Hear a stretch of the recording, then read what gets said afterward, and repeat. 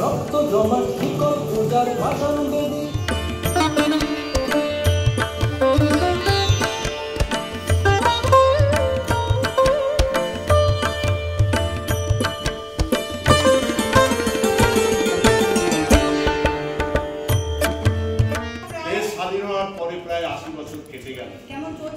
কেমন চলছে তোদের দেশ? আমার আজাদ হিন্দ ফৌজের স্বপ্ন সার্থক হয়েছে তো? আমার আজাদ হিন্দ ফৌজের স্বপ্ন সার্থক হয়েছে তো?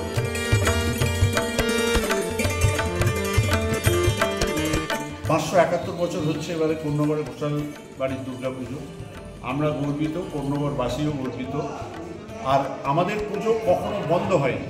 যখন দিল্লিতে লোদি সম্রাট ওদের মোগলদের আমল চলছে, তখন থেকে আমাদের আশুতোষ ঘোষাল ছিলেন জমিদার, তিনি এই পুজো গোড়াপত্তন করেন এবং তারপর থেকে পুজো চলে আসছে। এবং আমাদের যে জমিদারিত্ব সেইটা আমরা সম্রাট আকবরের কাছ থেকে সনদ পাই।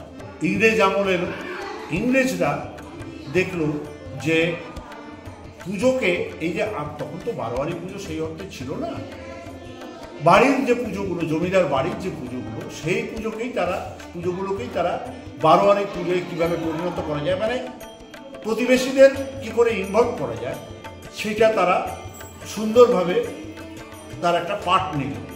সেটা কি না, আমাদের বাড়িতে যেরকম 750 টাকা করে, আজ থেকে ধরুন ইংরেজ চলে গেছে আর প্রায় 80 বছর হয়ে গেল, মানে 300 বছর আগে এই টাকা একটা স্যাংশন হয়। এবং আমার ঠাকুমা ছিলেন উত্তরপাড়া মুখার্জি রাজবাড়ির পরিবারের মেয়ে, খুব ছোটো বয়সে বিয়ে হয়েছিল। তা বলতে যে বিয়ে হয়ে এসে আমি দেখেছি জিনিসপত্রের দাম এত কম ছিল যে তখন 750 টাকা খরচা করা যেত না, সেই টাকার অর্ধেকটাই, প্রায় অর্ধেকটাই আবার ঘোড়ার গাড়ি চেপে আমাদের বংশের পূর্বপুরুষরা ফেরত দিতেছিলেন শ্রীরামপুর ট্রেজারি। তা সেই টাকা এখনও স্যাংশন হয়ে আছে, কিন্তু 750 টাকা তো আজ এখনও দাম নেই, আমরা ওই টাকা তুলতে যাই না। কিন্তু পুজোটাকে ওইভাবে স্বীকৃতি দেওয়া হয়। একবার তখন এখানে জনপদ বলে খুব সীমিত জঙ্গল, নদী, এক বছর সন্ধ্যেবেলা ঠাকুর বিসর্জন করতে গিয়ে একটা অ্যাক্সিডেন্ট হয়। এখানে বাঘখাল বলে একটা জায়গা আছে, সেই জায়গায় নৌকা ঘরবার সময় ঝাঁপ মেরেছিল একটা বাঘ, একজনকে তুলে নিয়ে যায় নৌকা থেকে, নৌকায় তখন বিসর্জন। তারপর থেকেই সেটা দিনের বেলায় হয়েছে বলে কথিত আছে। এই যেখানে নাট মন্দিরে দাঁড়িয়ে আমরা কথা বলছি, এখানে উস্তাদ গড়ে গোলাম আলী খাঁ থেকে শুরু করে হেমন্ত মুখোপাধ্যায় পর্যন্ত সঙ্গীত পরিবেশন করে গেছে। 3 বছর আগে উস্তাদ পণ্ডিত বসু তবলা লহরা করে গেছেন এই এতে বসে, এই নাট মন্দিরে বসে। এখন আমাদের পরিবারের সদস্যরাই প্রচুর মানুষ আসেন ঠাকুর দেখতে, সেই জন্যে রোজ কিছু করা যায় না সাংস্কৃতিক অনুষ্ঠান।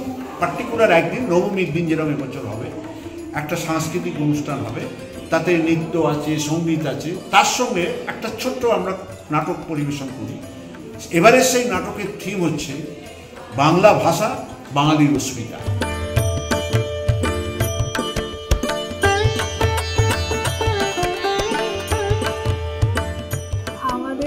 প্রত্যেক বছরই আমরা চেষ্টা করি যে কারেন্ট অ্যাফেয়ারকে নিয়ে কিছু করবার।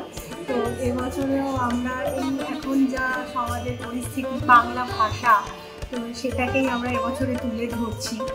এখানে আমাদের বিভিন্ন রকম গান, কবিতা, নাচ, তারপর কিছু সংলাপের মাধ্যমেই আমরা বাইরের রাজ্যে দেখা যাচ্ছে বাঙালিদের ওপর অত্যাচার চলছে, বিভিন্ন জায়গায় খবরে আসছে, তো এটা নিয়ে আমাদের সংলাপের মাধ্যম দিয়েই বোঝানো হচ্ছে। আমরা এখন পুরো সংলাপ তো রিহার্সাল করতেই ব্যস্ত, সবাই সবার মতন করে। কিছুজন আবার বাইরে থাকে, তারা বাইরে, তাদেরকে স্ক্রিপ্ট পাঠিয়ে দেওয়া হয়েছে, তারা সেইগুলো সংলাপগুলো তৈরি করে আসবে। এবার পুজোর আগে একদম জাঁকিয়ে রিহার্সাল চলবে, যাতে আমরা এটা খুব সুন্দরভাবে পরিবেশন করতে পারি।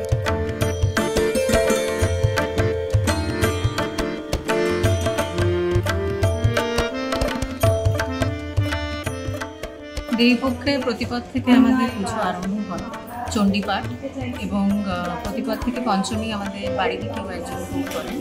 ষষ্ঠী থেকে ভোগ হয়, সেটা ভোগ করার লোক আছে। সেখানে খিচুড়ি ভোগ, অন্নভোগ সবই হয়। প্রসাদ হিসেবে নাড়ুই দেওয়া হয়, বাইরে কোনো মিষ্টি আমাদের আসে না। প্রথম যে প্রতিপদ থেকে পঞ্চমী অবধি যে নাড়ুটা সেটা মহালয়ার দিনকে, আর যেটা ষষ্ঠীর থেকে নাড়ু তৈরি হয় সেটা পঞ্চমীর দিন সন্ধ্যেবেলা হয়। তার আগে ঠাকুরকে সব গয়না পরানো, সাজানো। এখানে হরিসভা থেকে শ্যামসুন্দর এবং রাধিকা আসেন, পুজোর কদিন থাকেন। সেই শ্যামসুন্দর এবং রাধিকাকে আনতে বাড়ির ছেলেরাই যায় এবং এ কদিন আমরা খুবই আনন্দে কাটাই। পুজোর কাজকর্ম তো থাকেই, তার সাথে নিজেদের সাজাগোজা, আনন্দ করা, সবাই মিলে একসাথে খাওয়া দাওয়া করা সবই হয়। সাংস্কৃতিক অনুষ্ঠানও হয় যেটা নবমী হয়। আর নবমীর দিনকে পান্তা ইলিশ ঠাকুরকে ভোগ দেওয়া হয়, ভাত আর ইলিশ দেওয়া হয়, যেটা দশমীর দিন সকালবেলা পান্তা ইলিশ মুখে দিয়ে তারপরে আমরা ইউ করে ঠাকুরের চারিপাশে পরিক্রমা করে তারপরে সিঁদুর খেলা হয়। সেটা দিনের বেলাই হয় আমাদের।